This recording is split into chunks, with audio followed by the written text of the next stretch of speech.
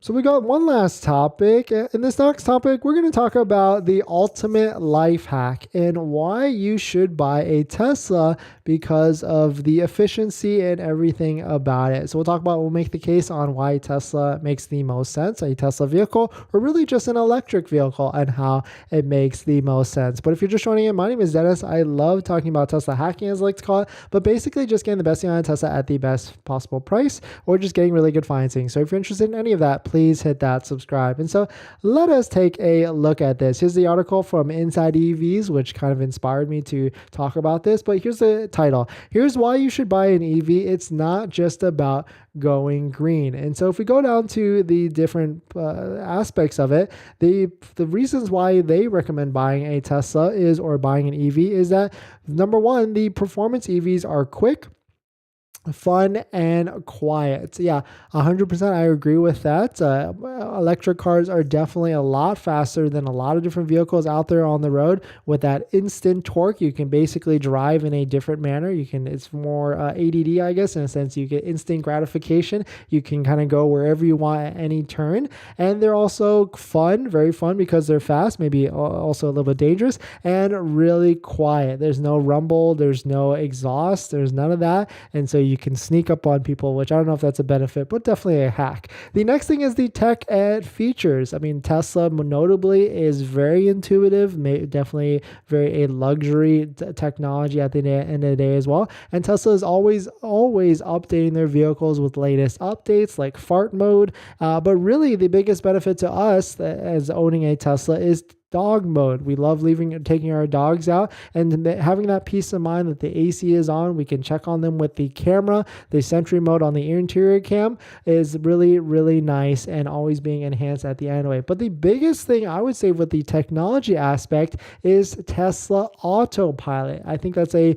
pretty slept on feature. I would say that a lot of people don't necessarily factor in as a cost savings or massive benefit. Tesla autopilot is free, not this enhanced autopilot on the screen, but Tesla autopilot is free with every single brand new Tesla purchase. And that is what everybody thinks they want or wants when they think they want to get full self-driving.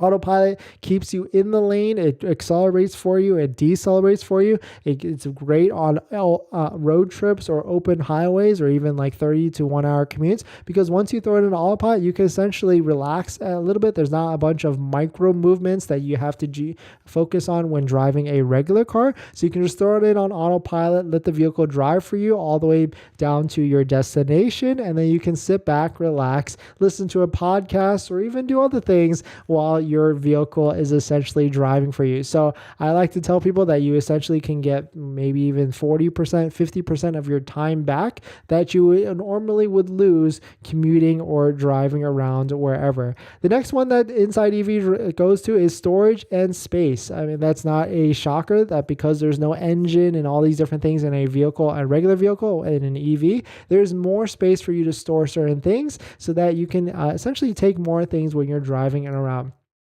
And the last thing is charging versus gas, on why EVs are more convenient. And so this one I'm a little bit at a in-between too for this, because, gasoline prices have gone down and it seems like they're kind of stabilizing. They might go back up. But the one thing there is that charging and electricity costs are definitely going up. So at some point, I really do feel like electricity might get to the same level as gas. So I think like the next thing with that would be definitely looking into some sort of an investment for solar. So that way you can generate your own energy and then it goes right into your car, or you use your own energy or anything like that. But the one thing I will agree with charging versus gas and why EVs are 100% more convenient is because you don't have to go to gas stations anymore. You don't have to spend the 5 to 10 minutes going to a gas station, pumping it up or filling it up, whatever. You actually just go home. You go home at night, charge it in overnight, wake up the next day, and your vehicle is charged up to 100% and you're ready to go on to your next day. The only thing that might outweigh that, of course, is road trips,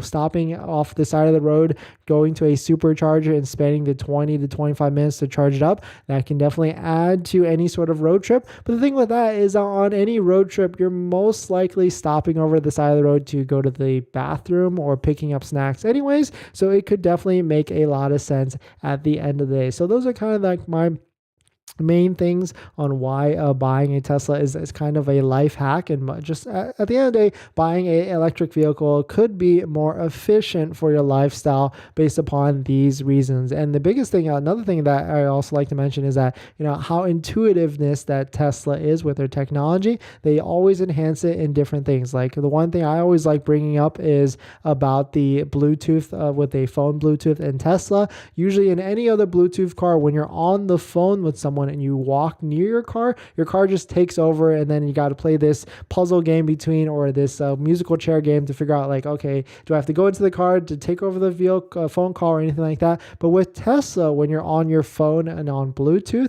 if you go to your car and sit down, there's actually a little prompt that comes on the screen and it asks you, do you want to transfer your call to the car? And so that is a really intuitive, neat feature that they rolled out pretty recently, and that makes a lot of sense that there's not a hiccup with the transition of your Bluetooth phone call to your car. Or even if you have passengers in the car, you don't want them hearing your conversation or whatever, then it gives you that prompt instead of just automatically transferring over. So hopefully that makes a lot of sense. That's why I definitely consider Teslas to be a little bit of a life efficiency hack.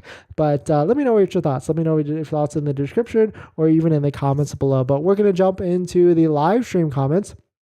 But before we do that, this video is actually sponsored by my Patreon link. Down below in the description is a Patreon link where you can support the channel. And there's a variety of benefits, but some of them include actually scheduling a call with me, where you can ask me any questions about buying a Tesla, selling a Tesla, or even financing a Tesla. And after you join the Patreon, you get a link to my buying guide, which has links to all the resources that I use to get the best possible deal at the best financing rate, including credit unions and banks on that list that all have interest rates lower than Tesla financing, lower than Tesla's 5.59%, some even as low as 2.99%. So definitely check it out. Patreon link down below in the description. And as an added benefit, I do respond to all DMs in the Patreon app. So definitely check it out. Link down below in the description.